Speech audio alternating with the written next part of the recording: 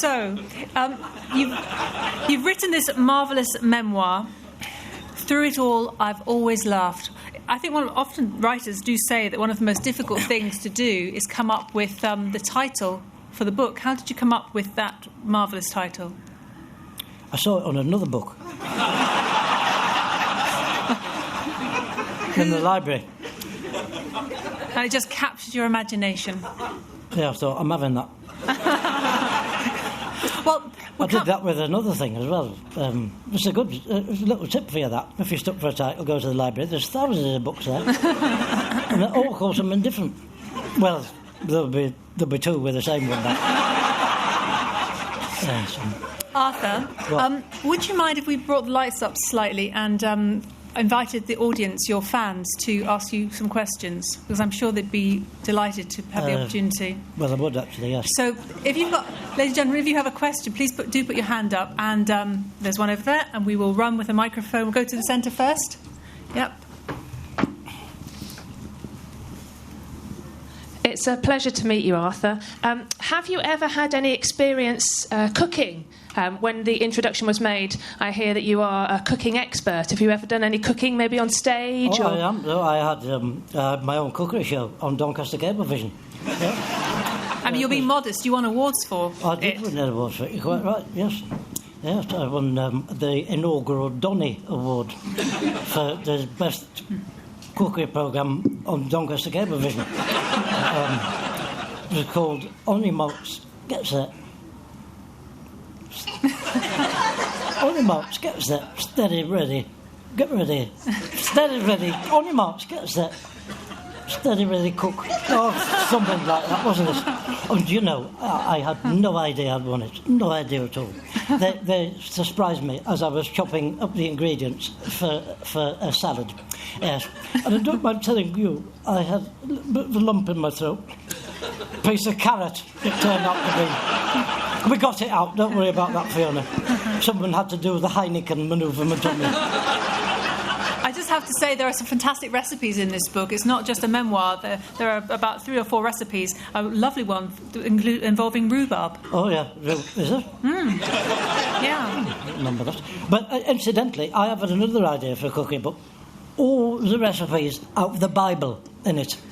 Lamb of God. Manna from heaven. Feeding the 5,000. Kebabs. So, if you're there from Faber, that's the one we can do off of this one. What would you call that book? What? What would you call that book? I'd have to look at the Bible to come up with a name for that. Exodus. Psalm 25. Another question over here. Yeah. Cooking for vicars. I'm just running with it here. I'm running with it. Bishop's Delight.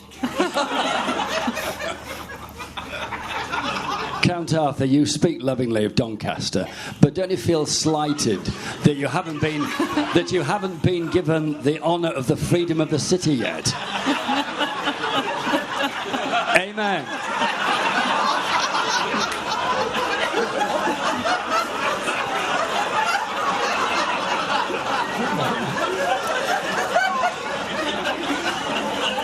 Would you like me to tell you where that came from? I don't think so.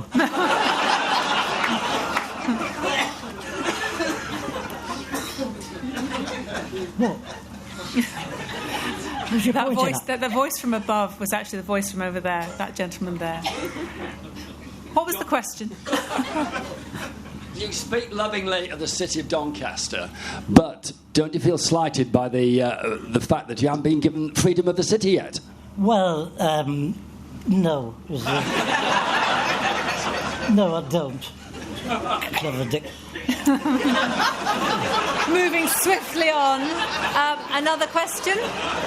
Is there another question from anyone?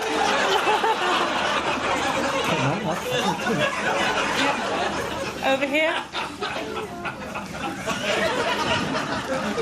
Hello. Obviously we all think you're incredibly funny, but can you tell us something about your transition from radio comedy star to TV comedy star, please? So there was a transition, was there? Well, you know, on the radio, they can only hear you.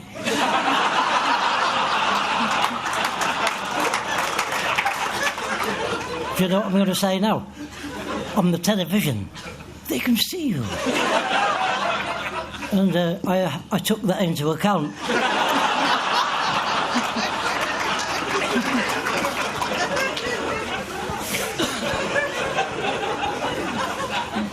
Do you find it difficult now that you people can see you and they can see what a fine gentleman you are? Do you find it difficult to be sort of swamped by people trying to get autographs and things like that? Oh, well, you know, that is becoming a difficulty. And I might have to, some point in the not too distant future, I might have to have, you know, my liver delivered. I don't just mean liver, I mean food stuff in general. I don't know why I said liver. Must be peckish. I fry it up with a few onions, if you must know. That's the chef in you coming out again. It is, I'm very creative in the kitchen. So, is there another question? Because if not, we are going to have to bring this lovely conversation with everybody to a close. And Arthur, I would just like to give you this as a present, as a gift. Because throughout this book, you are writing down the word stamps. And so I'm just concerned that you don't have enough. So on behalf of the festival, a book of stamps, which I hope you appreciate.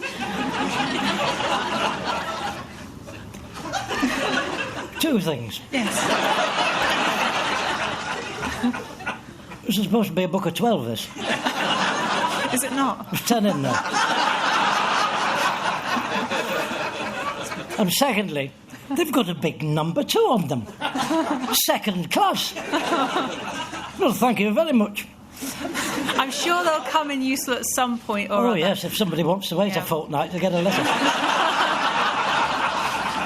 Ladies and gentlemen, it seems a shame to finish. We don't have to, because Count Arthur is going to be signing copies of this book, and of course you're all going to be rushing to the Waterstones tent to buy it, and he will continue the wonderful chat and storytelling with all of you there. Can I thank you for being a wonderfully warm and delightful audience, but most of all, can we all join in and thank the man that is Count Arthur Strong.